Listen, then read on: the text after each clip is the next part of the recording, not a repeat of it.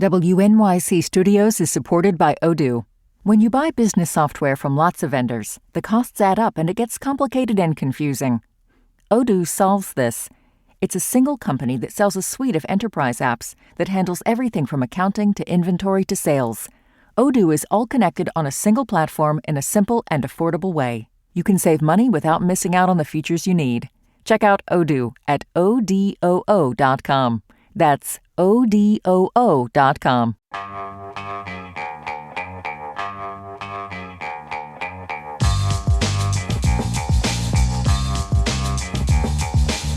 Brian Lehrer on WNYC. So tomorrow, June 20th, is World Refugee Day. It's to honor the more than 117 million people around the world who've been forced to flee their homes because of war or persecution. Every year, June 20th is World Refugee Day. This year, the figure released last year by the UN Refugee Agency of 117 million is actually down slightly from last year, the first annual decline in a decade. But the reasons behind that decline are complicated and not all good news. Joining us now is David Miliband, President and CEO of the International Rescue Committee. The IRC is one of the largest refugee aid organizations in the world, headquartered right here in New York. David is joining us from eastern Ukraine, where he's been spending the last few days near the front lines in the Donbass, meeting with families living through what his organization is calling a tragically forgotten crisis. We'll also talk some global politics, given David Miliband's background as former British foreign minister, and he joins us now from Ukraine. David, thanks for joining us for World Refugee Day. Welcome back to WNYC. Yeah, thank you very much. It's a great honor to be with you to a week that you started with the mayor. I'm honored to be finishing the week with you. Want to start in Ukraine? I think the Iran war and before that the Gaza war have taken the spotlight off the 4-year-old Russian invasion. I think that we should give some airtime to the situation in Ukraine because it is the world's largest refugee crisis. About 5 million people displaced from their homes inside the country and 4 million refugees in neighboring states. About 100,000 have come all the way to the United States.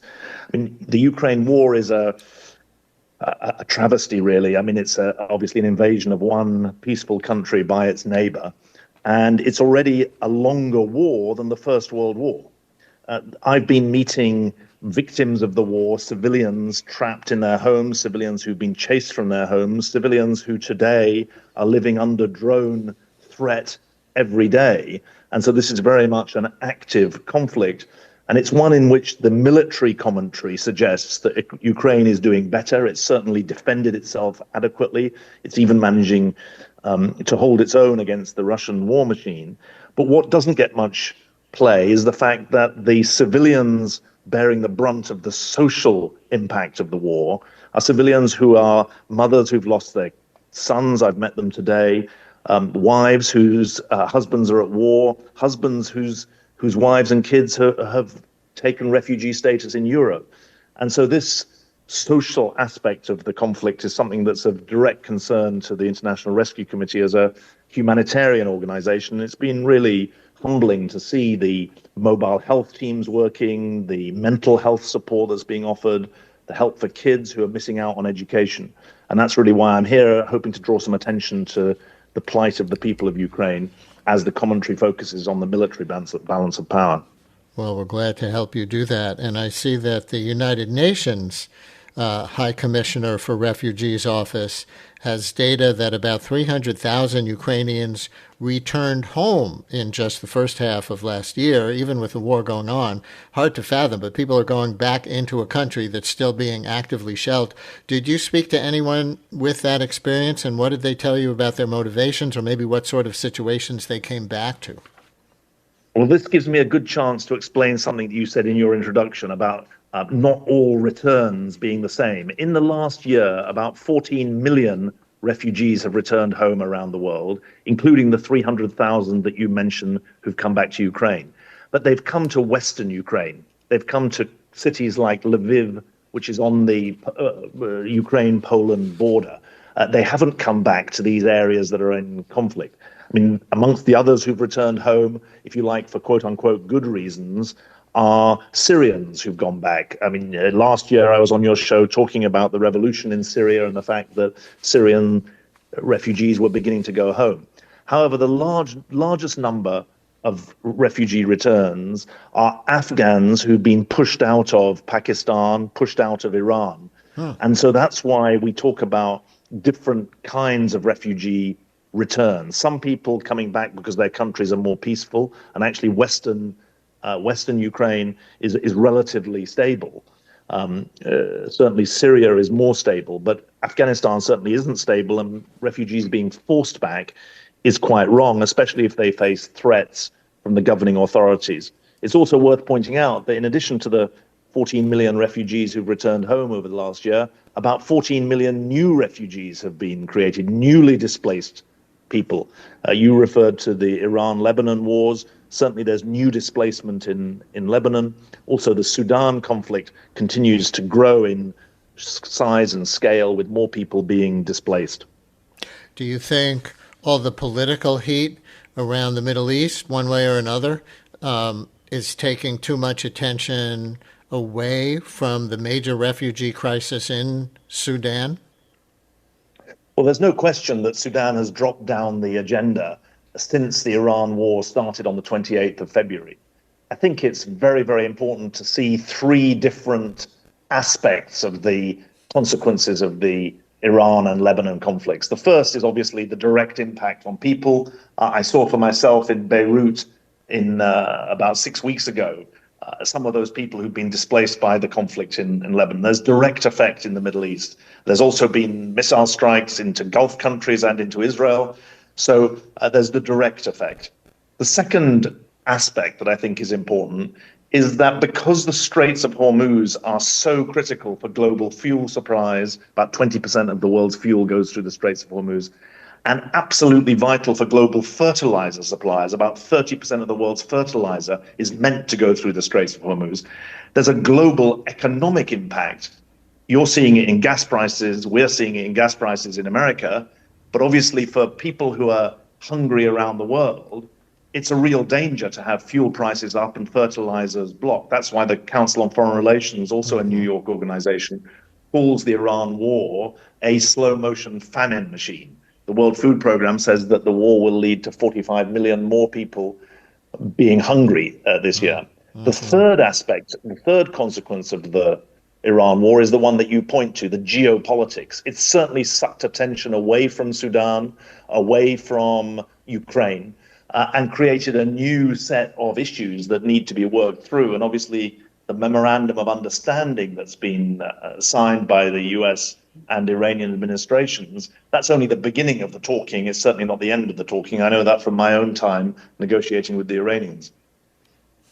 Listeners, we can take some questions in our remaining 10 minutes or so for David Miliband, the President and CEO of the International Rescue Committee, in advance of tomorrow's World Refugee Day. 212-433 WNYC, pertaining to any country of interest to you and the refugees from there. 212-433-9692. You can call or you can text.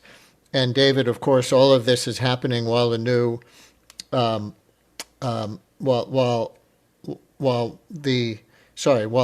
there's such a cutback in foreign aid from the United States. Last year, Congress rescinded nearly $8 billion is the number that I have of foreign aid that had been scheduled to go out, and U.S. contributions to the UN Refugee Agency were cut by more than half. Other governments like the UK and Germany have also pulled back from what I've read rather than be able to pick up the slack.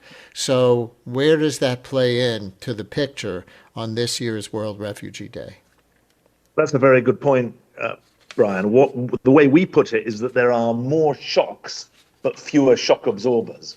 And well-targeted aid is a shock absorber. Let me just give you one very practical example of that, which affects refugees from Sudan, the world's largest humanitarian crisis, who have taken refuge in South Sudan, a very poor country. Our own International Rescue Committee funded health programs in the north of South Sudan which were catering for Sudanese refugees, have been closed, have been cut off. And that means we have to close services. We've also suffered from reductions in health provision in the Democratic Republic of Congo. And the reason for mentioning that is that I always argue that humanitarian aid is not just a moral responsibility, it also makes common sense. And the Congo example is an interesting one. We've had to reduce our health provision, our latrines provision, our water and sanitation provision in Eastern Democratic Republic of Congo. And sure enough, when aid cuts lead to reductions in health and water and sanitation services, the danger you run is that diseases like Ebola come back. And they have come back. That's why we talk about new shocks. There's a new shock of Ebola, but there's fewer shock absorbers, there's fewer health facilities to take care of the people. And now the US and others are rushing pledges of money to Congo, but it's almost too late for too many people because the disease is already spreading. It's not been early enough identified. The facilities are not there. The community engagement isn't there. So you're absolutely right to point out that there are two sides to this equation. One is the conflicts that drive refugee flows or displacement flows. Congo is an internal displacement flow as a result of conflict. But the other side of the equation is what's being done to accommodate people. And that's where there's been very severe consequences of the reductions that we've seen. Listener writes, please mention that most refugees are women and children fleeing male violence, political violence, gang violence, and rape as warfare. Do you agree with that listener? Well, the statistics would show that in the Ukraine case, it's certainly true that most of the refugees, about 65%, are women and children. That's because Ukrainian men are being conscripted into the armed forces. And if you look at the 4 million figure I gave of refugees to Europe, they are preponderantly women and children. It's also true that refugee status is given to women who flee as a result of domestic violence or sexual violence. That's now a category that's recognized as qualifying for refugee status. Overall, though, it's pretty even numbers between, if you look at this globally, it's relatively even between men and women. It's not the 65-35 in the Ukraine case. So I think it's an important point that your texter is making, but it's important also to look at the individual circumstances across the different contexts. Eric in the West Village, you're on WNYC with David Miliband. Hi, Eric. Brian, thank you. David, thank you for all the good work you've done, and I'm a regular supporter of your organization. I wanted to ask, what would you recommend the U.S. or Europe could do to help improve the refugee problems in Ukraine, and any policies militarily, politically, etc., that might help the situation? Thank you. Eric, thanks for your excellent question. One piece of good news is that I can report that actually the European Union, the European countries, have done the right thing. They've set a global standard when it comes to Ukrainian refugees. First of all, they've let them in. Secondly, they've given them the right to stay. Thirdly, they've given them the right to work. Fourthly, they've given their kids access to education and to the education system. So the European Union has done quite well. And if only refugees in other parts of the world, especially the richer parts of the world, were given that kind of support. Where I think there are big gaps is for the Ukrainians who've been displaced inside the country. I've met people yesterday, today, and I'll meet some more tomorrow, who've fled. There's a city called Kherson, Kherson. If you look on the map, it's in the far southeast of the country. It's on the front line. There's still 60,000 people left in that city, but a lot have left, and they're facing really quite grave problems. They've got nowhere to live. They're living with friends or relatives. They're trying to raise money to rent, but rents are obviously going up in nearby cities. On the wider political and military domain, I have to be slightly careful because we're a humanitarian organization. We help civilians in need. But obviously the Russia-Ukraine case presents quite a flagrant breach of international law. I think that one thing I would point you to, Eric, is that the statement of the Group of 7 industrialized democracies that includes the United States that met this week put out a pretty strong unified statement. I mean, essentially, if the world goes back to countries invading their neighbors, then we're going on the route to hell. And that's really the key principle that has to be upheld. And certainly for the Ukrainian people who've now survived this war longer than World War One, they've shown they want to decide the fate of their own country, and putting ourselves on their side seems like the right thing to do. Matthew in Fairfield, concerned about Gaza. Matthew, you're on WNYC with David Miliband from the International Rescue Committee. Hello. Hi there. Can you hear me? Yes. All right. So a question that I kind of had, I was hearing you guys talk about the Sudan civil war and how the new situation in Iran and the joint U.S.-Israeli strikes have kind of been taking away from the press coverage on that conflict. And so I was kind of concerned about how, obviously there's been the ceasefire agreement in Gaza and, now rebuilding efforts have started. But is this Iran conflict drawing away from the coverage in Gaza? And how concerned should we be about less media coverage about the reconstruction effort in Gaza? Because obviously there's been stories about settlers being killed in the news and everything like that. But I believe that the amount of coverage that we've been getting on that recently is lower, and it has been being overshadowed by the Iran conflict. I was just wondering how concerning that might be. Thank you, Matthew. And I would add to that, David, what does the IRC think needs to be done with respect to people who you would call refugees from Gaza? Well, obviously the people in Gaza can't get out, so they're not able to take refuge anywhere. We've got a team of about 90. Or you could say refugees within Gaza, right? Even. Yeah, I see. Yeah, displaced within Gaza. That's a very fair point.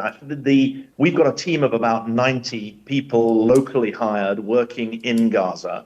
And what I can report is that it remains a violent situation. I think I'm right in saying that 700 people have been killed since the ceasefire was agreed. And the conditions in which they're living are extremely taxing, very, very difficult. The worst successes of malnutrition that we saw last year are no longer there. But obviously the scale of destruction is very, very significant.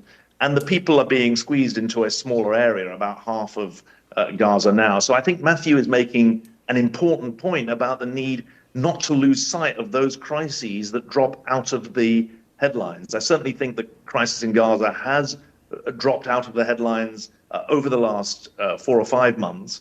And I haven't got a scientific number to give you of the drop in coverage, but I think you're making a key point, because it's very hard to imagine that there'll be a peaceful Middle East until there's some kind of resolution of the Gaza conflict. Yeah. I was quite sorry. In our last 30 seconds, do you, as former British foreign minister, think there is any advantage to the United States withdrawing from the world as much as it has, not necessarily in terms of USAID and help for refugees and things like that, but if the U.S. isn't the big dog as much as it has been in the past, Europe, where you come from, or other places might have more agency, or is that not the way you look at it? We have 20 seconds. In my view, the United States is an absolutely vital anchor of the global system. We live in a much more connected world, and that means there's more responsibilities, including on middle-sized countries like the UK or other European countries. But I'd plead with my American cousins, please remain part of the problem solving for the world. David Miliband, President and CEO of the International Rescue Committee, one of the biggest refugee aid organizations in the world, in advance of tomorrow's World Refugee Day. We always appreciate when you come on with us. Thank you very much. Thank you so much, Brian. I really appreciate it. Have a great weekend, everyone, and stay tuned for all of it.